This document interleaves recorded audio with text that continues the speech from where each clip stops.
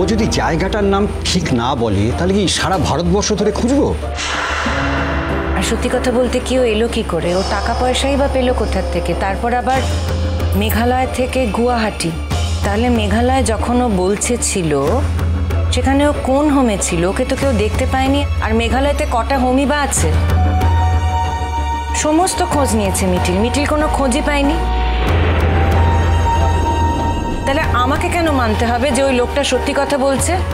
20 বছর আগে যে লোকটা আমাকে ঠকিয়ে গেছে, সে যে 20 বছর পরে ফিরে এসে আমাকে ঠকাবে না, সেটা আমি মেনে নেব কি করে কাকামণি?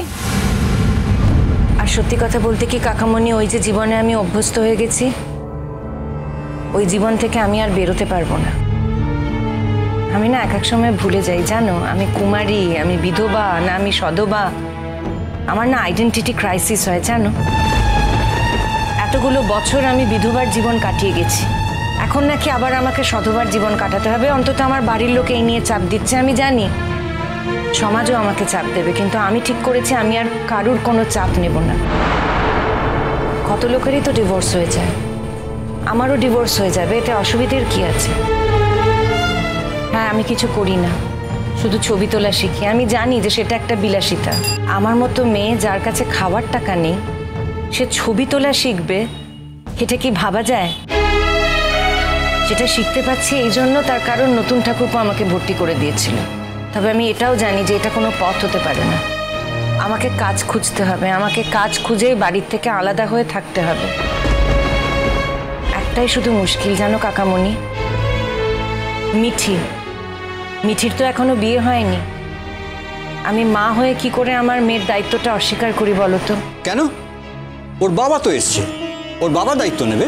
যে সারা জীবনে তার 3 ছেলে মেয়ের দায়িত্ব পালন করেনি, তার মায়ের প্রতি দায়িত্ব পালন করেনি, তার স্ত্রীর প্রতি দায়িত্ব পালন করেনি, এত বছর পর কর্মক্ষম নয় যখন সে, তার কাছে কোনো কাজকর্ম নেই, সে তার মেয়েকে দেখবে বলে তোমার মনে হয়?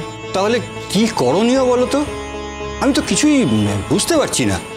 ওর অফিসে যোগাযোগ করা যায়? তাতে কি হবে? ওর অফিস থেকে তো আমরা সেদিন বেশি টাকা পাইনি।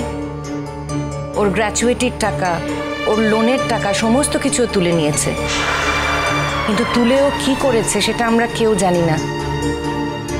সংসারের কাজে লাগাইনি এইটুকুন বলতে পারি। আর তাছাড়া 20 বছর আগে ওর তো সার্ভিসটা শেষ হয়ে গেছিল, সেই জন্য পেনশন টেনশনও সেরকম ভাবে কিছু ছিল না। ও তো আমাদেরকে ভিখিরি করে রেখে গিয়েছিল কাকামণি। তারপরে আবার ওই চিঠি। আচ্ছা, চিঠিটা কোথা থেকে পাঠানো হয়েছিল তুমি কি খেয়াল করেছো? খামের ওপরে যে স্ট্যাম্পটা ছিল, যে ঠিকানাটা লেখা ছিল, সেটা তখনই এতটা আবছা ছিল কাকামণি যে ঠাউর করা যাচ্ছিল না যে কি লেখা ছিল। আর যখন এসেছিল তখন আমি পড়ার চেষ্টা করেছিলাম, পড়তে পারিনি। সত্যি কথা বলতে কি, অত বুদ্ধিও তো আমার ছিল না, অত ভেবেও দেখিনি। তখন না হয় তাহলে সেগুলো ভালো করে যাচাই করে দেখতাম। আর সেই খামটাও এখন আর নেই। ঠিকানাটা বোঝা গেলে না খুব ভালো হতো, জানো তো। চিরসখা সোম থেকে রবি প্রতিদিন রাত 9টায় স্টার জলসায় ও জিও হটস্টারে।